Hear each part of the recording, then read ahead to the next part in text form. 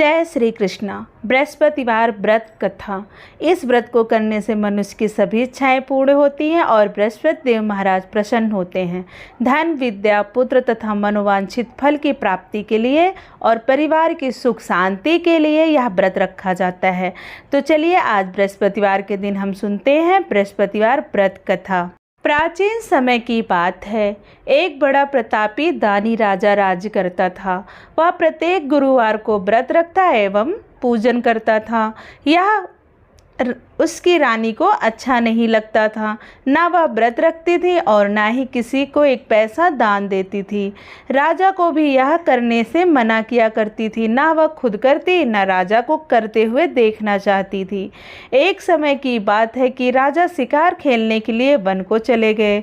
घर पर रानी और दासी थी। उस समय गुरु बृहस्पतिवार साधु का रूप धारण कर राजा के दरबार में भिक्षा मांगने के लिए पधारे। साधु ने रानी से भिक्षा मांगी तो वह कहने लगी, हे साधु महाराज, मैं इस दान पुण्य से तंग आ गई हूँ। आप कोई ऐसा उपाय बताएं जिससे यह सारा धन नष्ट हो जाए और मैं आराम से रह सकूं। तभी साधु महाराज ने कहा, रानी, धन दौलत संतान इससे कोई दुखी होता है। अगर तुम्हारे पास इतना धन है तो इसे पुण्य कार्यों में लगाओ। तो रानी ने कहा, मुझे ऐसा धन नहीं चाहिए, मुझे इसकी आवश्यकता नहीं है जिसे मैं दान दूं तथा जिसको संभालने में मेरा सारा समय नष्ट हो जाए।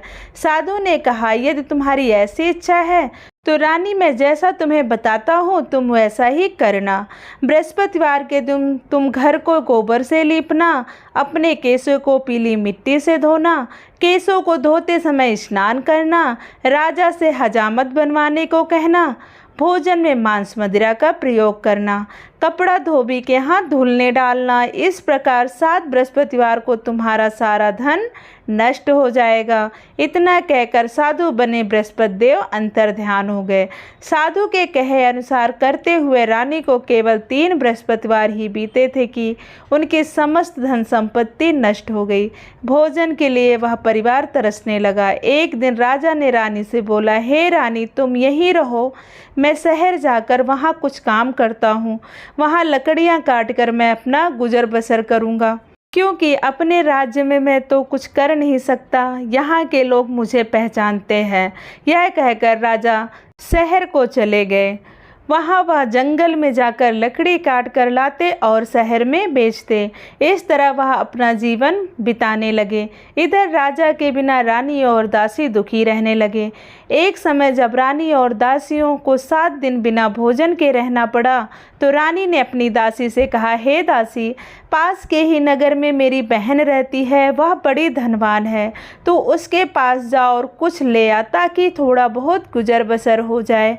दासी रानी की बात मानकर रानी की बहन के पास गई। उस दिन बृहस्पतिवार था। रानी की बहन उस समय बृहस्पतिवार की कथा सुन रही थी। दासी ने रानी की बहन को अपनी रानी का संदेश दिया, लेकिन रानी की बहन ने कोई उत्तर नहीं दिया। जब दासी को रानी की बहन से कोई उत्तर नहीं मिला तो वह बहुत दुखी हुई।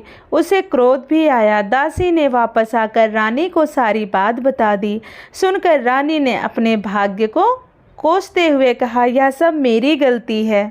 उधर रानी की बहन की जब पूजा समाप्त हो गई तो वह रानी की बहन ने सोचा कि मेरी बहन की दासी आई थी, परंतु मैं उससे कुछ नहीं बोल पाई, इससे वह बहुत दुखी हुई होगी।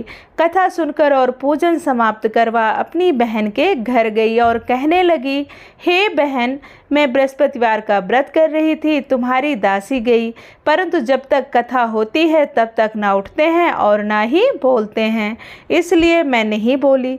कहो दासी, क्यों गई थी?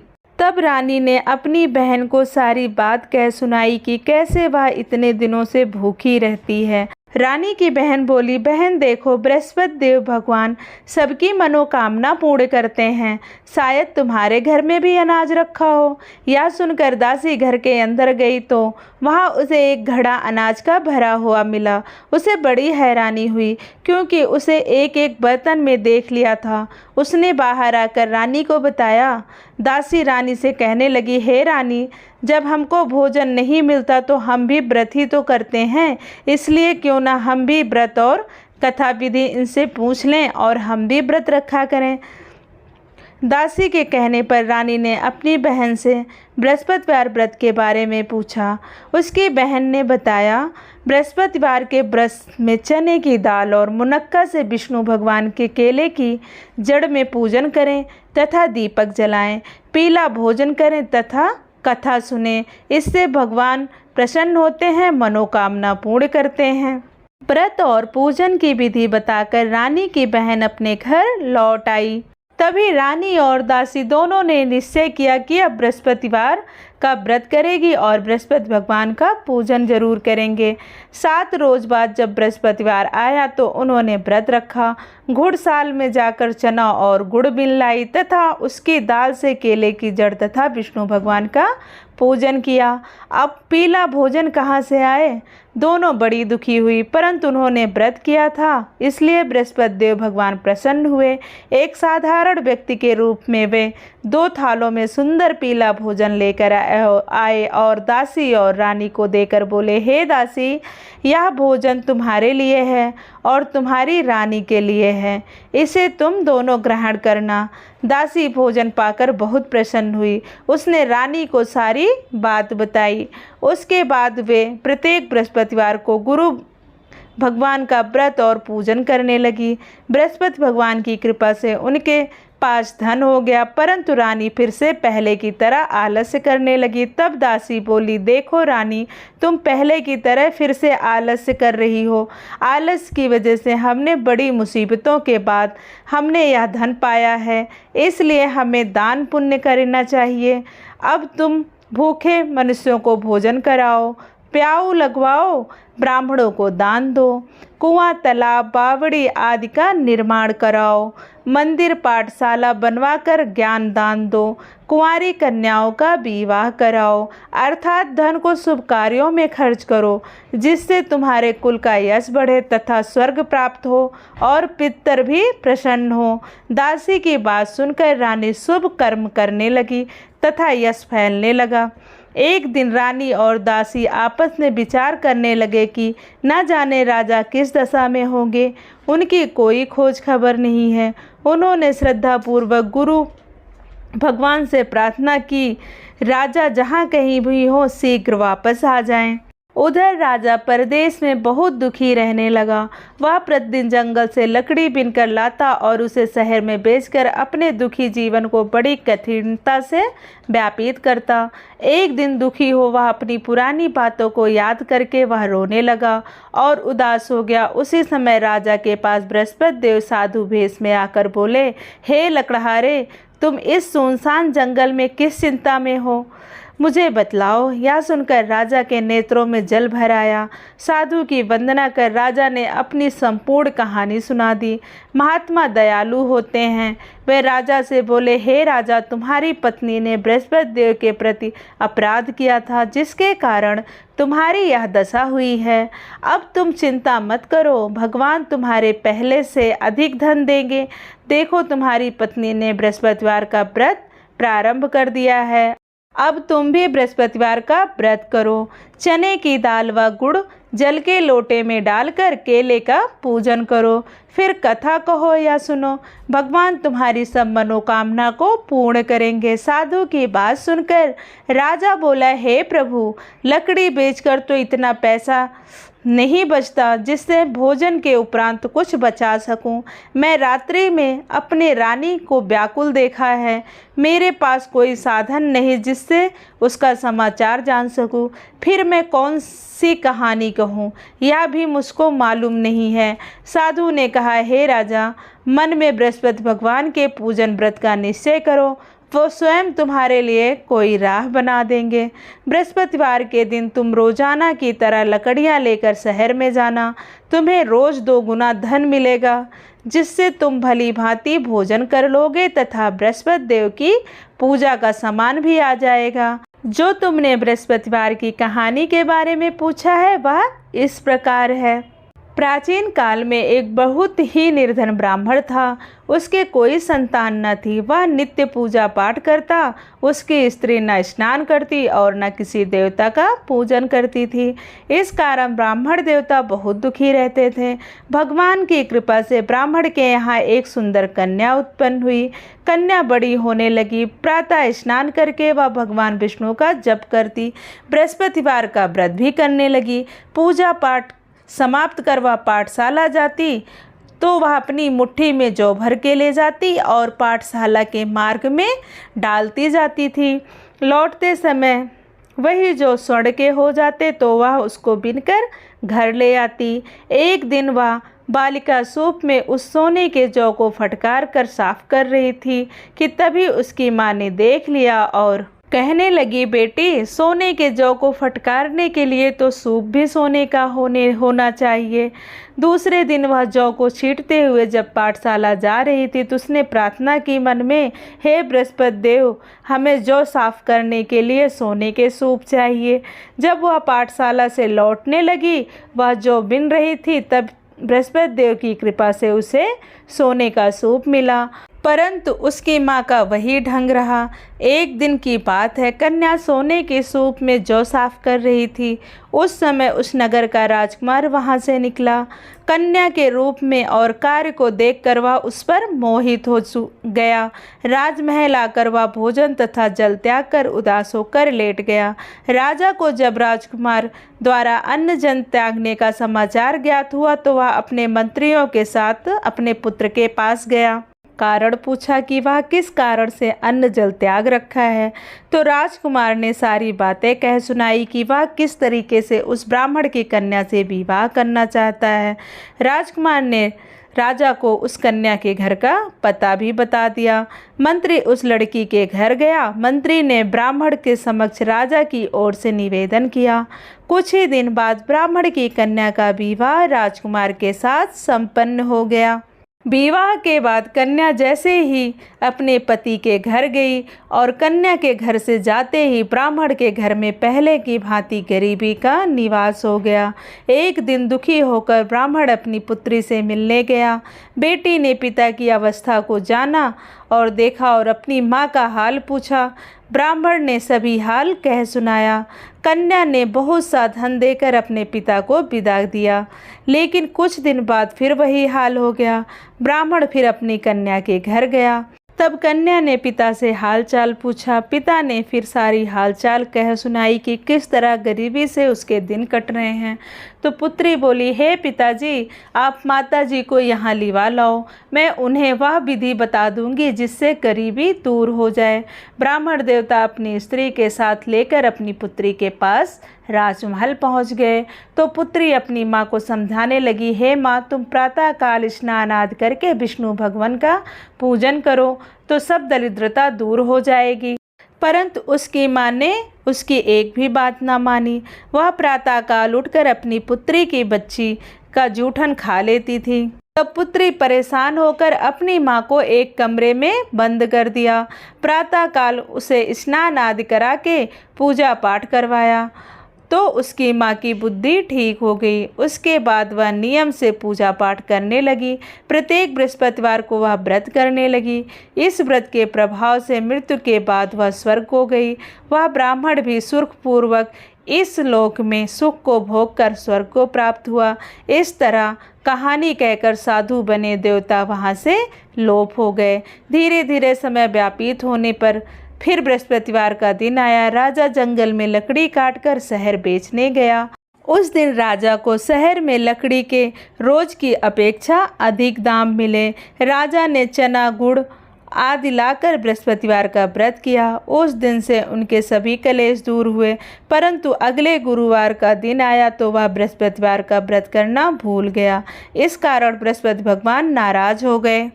उस दिन उस नगर के राजा ने विशाल यज्ञ का आयोजन किया था।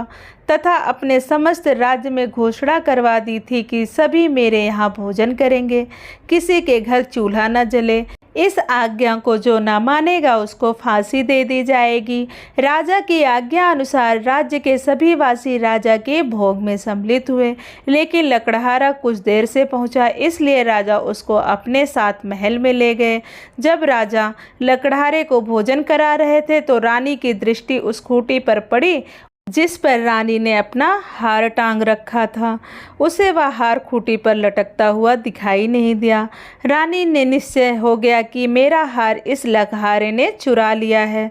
उसी समय सैनिक बुलाकर उसको जेल में डलवा दिया। लकड़हारा जेल में विचार करने लगा कि न जाने कौन से पूर्व जन्म के कर्म से मुझे यह दुख प्राप्त हुआ है, और जंगल में मिले साधु को याद करने लगा। तत्काल बृहस्पति देव साधु के रूप में प्रकट हो गए और कहने लगे, अरे मूर्ख, तूने बृहस्पति देवता की कथा नहीं की, उसी कारण तुझे यह दुख प्राप्त हुआ है। अब चिंता मत कर, बृहस्पतिवार के दिन तुझे जेल खाने के दरवाजे पर 4 पैसे पड़े मिलेंगे। उससे तू बृहस्पतिवार की पूजा करना तो तेरे सभी कष्ट दूर हो जाएंगे। अगले बृहस्पतिवार उसे जेल के द्वार पर 4 पैसे मिले। राजा ने पूजा का सामान मंगवाकर कथा कही और प्रसाद बांटा। उसी रात्रि बृहस्पति देव ने उस नगर के राजा को स्वप्न में कहा, हे राजा, तूने जिसे जेल में बंद कर रखा है उसे कल छोड़ देना, वह निर्दोष है। राजा प्रातःकाल उठ उस खूंटी पर हार टंगा देखकर लकड़हारे को बुला क्षमा मांगी तथा राजा के सुयोग्य सुंदर वस्त्र धारण करा के आभूषण भेंट करके उसे विदा किया। गुरुदेव की आज्ञा अनुसार राजा अपने नगर की ओर चल पड़ा। नगर पहुंचा तो उसे बड़ा ही आश्चर्य हुआ। नगर में पहले से अधिक बाग, तालाब और कुएं तथा बहुत से धर्मशालाएं, मंदिर आदि बने हुए थे। राजा ने पूछा कि यह किसका बाग और धर्मशाला है। तब नगर के सब लोग कहने लगे कि यह सब रानी और दासी द्वारा बनवाए गए हैं। राजा को आश्चर्य हुआ और गुस्सा भी आया कि उसकी अनुपस्थिति में रानी के पास इतना धन कहाँ से आया होगा। जब रानी ने यह खबर सुनी कि राजा आ रहे हैं तो वह उनसे अपनी दासी से कहा, दासी देख, राजा हमको कितनी बुरी हालत में छोड़कर गए थे, वह हमारी ऐसी हालत देखकर लौट ना जाएं, इसलिए तू दरवाजे पर खड़ी हो जा। रानी की आज्ञा अनुसार दासी दरवाजे पर खड़ी हो गई और जब राजा आए तो उन्हें अपने साथ महल में लिवा लाई। तब राजा ने क्रोध करके अपनी तलवार निकाली और पूछने लगा, बताओ यह धन तुम्हें कैसे प्राप्त हुआ। तब रानी ने सारी कथा कह सुनाई। राजा ने निश्चय किया कि मैं रोजाना दिन में 3 बार कहानी कहा करूँगा और रोज व्रत किया करूँगा। अब हर समय राजा के दुपट्टे पे चने की दाल और बंधी रहती तथा दिन में 3 बार कथा कहता। एक रोज राजा ने विचार किया, चलो अपनी बहन के यहाँ हो आऊँ। इस तरह का निश्चय कर राजा घोड़े पर सवार हो अपनी बहन के यहाँ चला दिया। मार्ग में उसने देखा कि कुछ आदमी एक मुर्दे को लिए जा रहे हैं। उन्हें रोककर राजा कहने लगा, अरे भाइयों, मेरी बृहस्पतिवार की कथा सुन लो। वे बोले, लो, हमारा तो आदमी मर गया, इसको अपनी कथा की पड़ी है। परंतु उसमें से कुछ भले लोग थे, वे बोले, चलो अच्छा कहो तुम अपनी कथा, हम भी सुनेंगे। राजा ने दाल निकाली और कथा कहनी शुरू कर दी। जब कथा आधी हुई तो मुर्दा हिलने लगा और जब कथा समाप्त हुई तो राम राम करके वह मुर्दा खड़ा हो गया। राजा आगे बढ़ा, उसे चलते चलते शाम हो गई। अब राजा को खेत में हल चलाता हुआ किसान मिला। राजा ने उससे कथा सुनने की आग्रह किया, लेकिन वह नहीं माना। राजा आगे चल पड़ा। राजा के हटते ही बैल पछाड़ खाकर गिर गए तथा किसान के पेट में बहुत तेज से दर्द होने लगा। उसी समय किसान की माँ रोटी लेकर आई। उसने जब देखा तो वह अपने पुत्र से सब हाल पूछा। बेटे ने सभी हाल बता दिया। बुढ़िया दौड़ी दौड़ी उस घुड़सवार के पास पहुंची और उनसे बोली, मैं तेरी कथा सुनूंगी, तू अपनी कथा मेरे खेत पर ही चलकर कहना। राजा ने लौटकर बुढ़िया के खेत में आकर कथा कही, जिसके सुनते ही बैल उठ खड़े हो गए तथा किसान के पेट का दर्द भी खत्म हो गया। राजा अपनी बहन के घर पहुंच गया। बहन ने अपने भाई की खूब मेहमानी की। दूसरे रोज प्रातःकाल राजा जागा तो वह देखने लगा कि सब लोग भोजन कर रहे हैं। राजा ने अपनी बहन से जब पूछा, ऐसा कोई मनुष्य है जिसने भोजन नहीं किया जो मेरी बृहस्पतिवार की कथा सुन ले? बहन बोली, हे भैया, यह ऐसा ही देश है। यहाँ लोग पहले भोजन करते हैं, बाद में कोई अन्य काम करते हैं। फिर वह एक कुम्हार के घर गई जिसका लड़का बीमार था। उसे मालूम हुआ कि उसके यहाँ 3 दिन से किसी ने भोजन नहीं किया। रानी ने अपने भाई की कथा सुनने के लिए कुम्हार से कहा। वह तैयार हो गया। राजा ने जाकर बृहस्पतिवार की कथा कही, जिसको सुनकर उसका लड़का ठीक हो गया। अब तो राजा को प्रशंसा होने लगी। एक दिन राजा ने अपनी बहन से कहा, हे बहन, मैं अब अपने घर जाऊंगा, तुम भी तैयार हो जाओ। राजा की बहन अपनी सास से अपने भाई के साथ जाने की आज्ञा मांगी। सास बोली, हाँ चली जा, मगर तेरे लड़कों को मत ले जाना, क्योंकि तेरे भाई के कोई संतान नहीं है।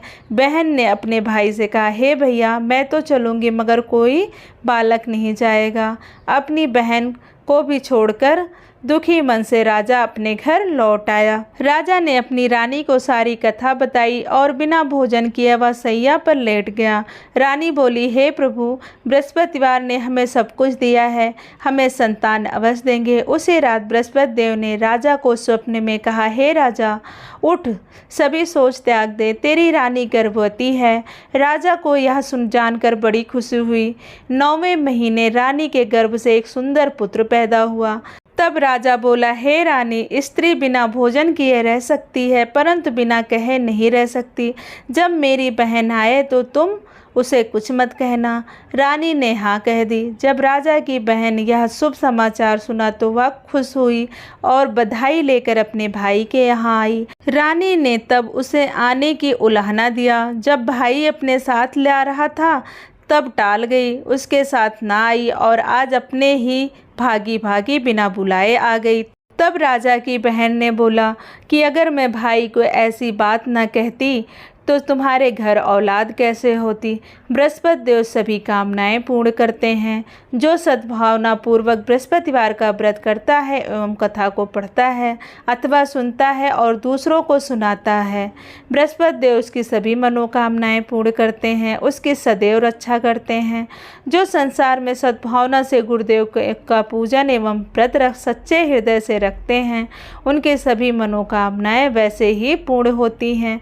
जैसी सच्ची भावना से रानी और राजा ने बृहस्पति देव की कथा का गुणगान किया तो उनकी सभी इच्छाएं बृहस्पति देव जी ने पूर्ण की। अनजाने में भी बृहस्पति देव की उपेक्षा न करें, ऐसा करने से सुख शांति नष्ट हो जाती है। इसलिए सबको कथा सुनने के बाद प्रसाद लेकर जाना चाहिए। हृदय से उनका मनन करते हुए जयकारा बोलना चाहिए। बृहस्पति भगवान की जय। ऐसे ही धार्मिक कहानियाँ सुनने के लिए हमारे चैनल से अवश्य जुड़ें। अगर आपको हमारी वीडियो अच्छी लगती हो तो प्लीज़ हमारे वीडियो को लाइक, शेयर और चैनल को सब्सक्राइब करना ना भूलें। धन्यवाद। राधे राधे।